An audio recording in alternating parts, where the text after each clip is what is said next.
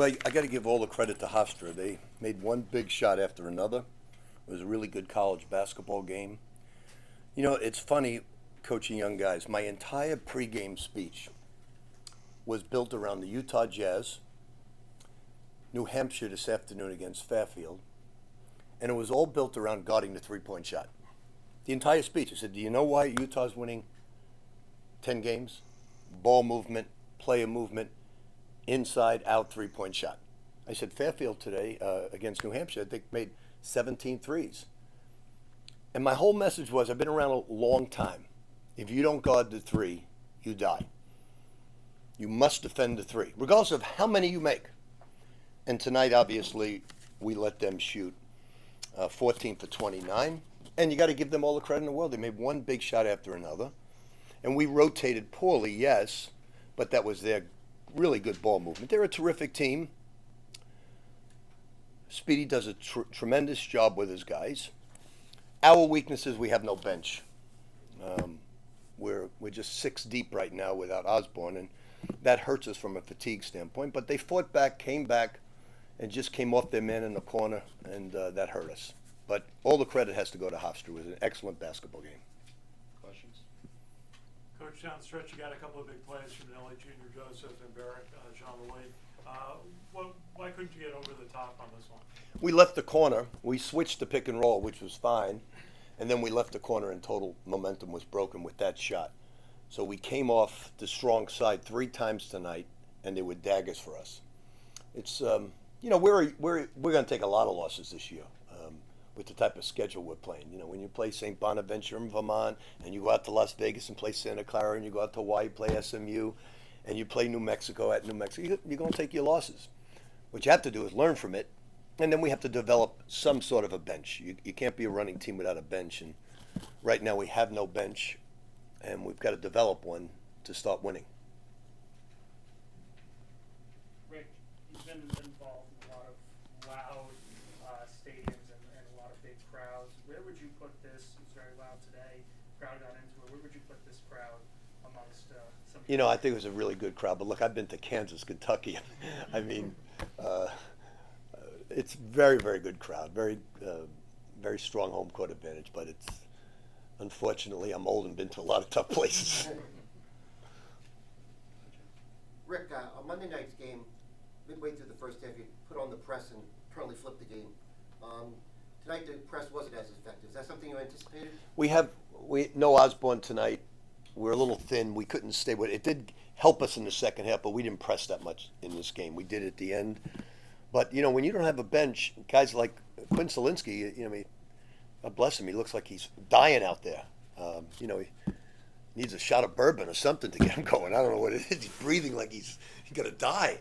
And, he plays hard in practice, but we have no bench right now, so we can't go all out. Now we'll get, when Sadiku gets healthy in a month and Osborne gets back from his concussion, we'll be a little deeper. But we also have to develop some of our guys as well. And Cruz was in on some very key points tonight. His first game ever. Was reason for that? Well, I put him in because Walt was taking some bad shots. He was forcing it too much, and he left his feet and hurt us on rotations. But Cruz is going to be a great freshman. He's as good a freshman as I've had, but he's coming off an Achilles injury, and he's still not ready to go. But look, the guys fought hard, came back. They made some mental mistakes, but all the credit, 100%, has to go to Hofstra making one big shot after another. Just terrific. I know Speedy's very proud of his guys. They just did a marvelous job tonight. Rick, you guys held Aaron Estrada to 10 points. What was the game plan going up against him tonight? Well, obviously we wanted to go to his right hand. He's unstoppable going left. We wanted to switch at a necessity. Where we made our mistake, if we switched, we were better off, but we kept coming off the strong side to help, and that's what you can't do. So that's where we made our mistake. But the other guy stepped up, and you know what? He didn't force things. He's a great player because he said, okay, they're playing me well. Let me get my teammate shots, and that's what great players do. So all the credit has to go to him by not forcing things. Coach, on Monday you were talking about how much work went into scouting Penn and how you've been working on their sets for 3 months. Today, maybe the defense wasn't as geared towards Hofstra's strengths about shooting the ball. What do you have to say about it? Well, Hofstra's a lot different. They're a one-on-one team. They very rarely make more than 3 passes. If you chalk them 90% of the time, there won't be more than. They're a great one-on-one, paint, touch, and dish, and we were unable to keep them out of the lane. At halftime, I think we forced 1 turnover and had a record low in my career of 45 years, 3 deflections. Second half, we got 26, which was much better. So it's they're more difficult to guard than a passing team. You got guys out there that can put it on the deck and make plays, and that's tough. And they all can make plays.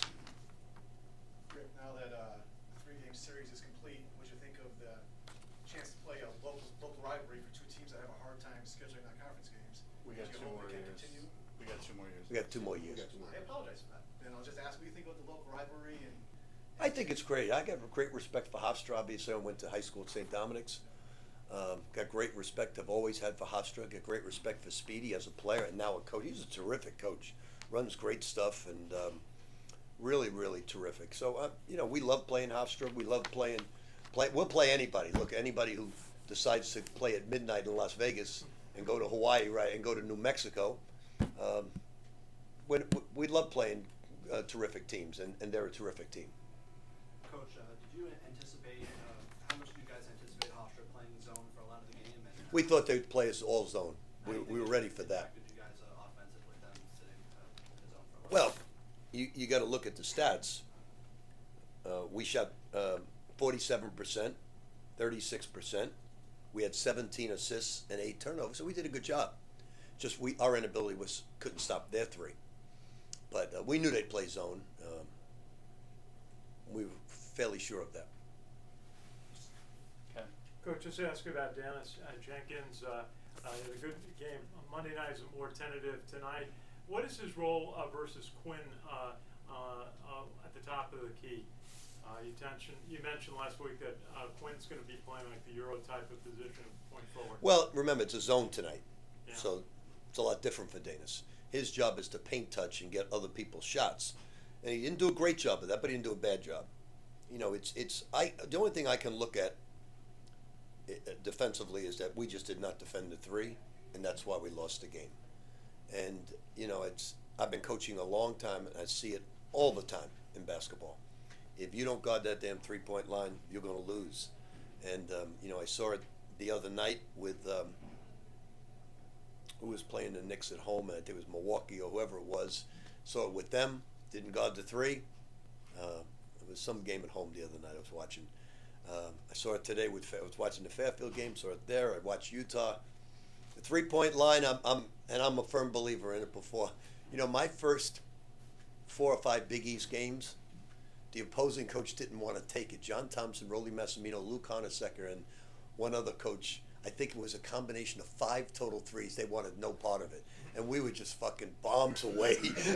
and I had a very average, athletically, Providence team that went to the Final Four because they didn't catch on and it was too late. So, and I know better than anyone. You got to stop this 3-point line. Coach, you got Silas Sunday in for a few minutes today. What's his potential? What do you need to do? He's not ready to play. He's too slow defensively right now. He's just learning. He's going to be terrific. He's just a freshman. He's not ready to play. Osborne obviously back, but he did a decent job tonight. He's going to be a terrific basketball player. Some freshmen are ready to play. Some aren't, and he's not right now defensively. But I love having him. I think it's a journey with him. We brought in a lot of freshmen. We just somehow have to build our bench. I think we can get to 8 players when Sadiku comes back. I think we can get to 9. That'll help us a lot. Last one here. You brought up how much you admire Speedy Clacton's ability as a coach so far in his young coaching career. As someone who's been around for a long time in basketball, college basketball specifically, where do you see this Hofstra team going under Speedy Clacton this season? The only thing they got to watch out for is bad threes. Bad threes. You can't say, "Oh, I'm on fire. I'll just take the next one." You got to take good threes where your players are in position to get a second one, where you're paint touching and dishing, and not just coming down and jacking it up. That's the only thing he's got to be concerned about down the road is you can't be too happy with the 3. But they took it 90% of the time tonight the right way. And I think they're going to have a terrific team. I don't know all the teams in their league. It's the Colonial, right? I don't know all the teams. Is that Richmond's league? No, that's Atlantic Town. Towson's outstanding.